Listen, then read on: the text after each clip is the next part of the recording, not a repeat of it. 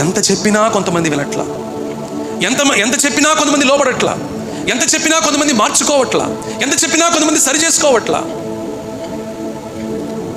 ఏడ్చు చెప్తున్నాడండి. ఏం చెప్తున్నాడు చూద్దాం. నాశనమే వారి అంతము, వారి కడుపే వారి దేవుడు. చూసారా, మనిషి దేని వల్ల బతకడానికి పిలువబడ్డాడు? రొట్టె వల్ల మాత్రం కాదు, దేవుని నోటి నుండి వచ్చు ప్రతి మాట వల్ల బ్రతకడానికి పిలువబడ్డాడు.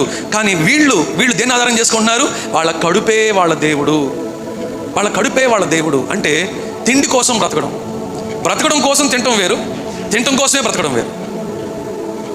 బ్రతకడం కోసం సంపాదన వేరు, సంపాదన కోసం బ్రతకడం వేరు. గమనిస్తున్నారండి?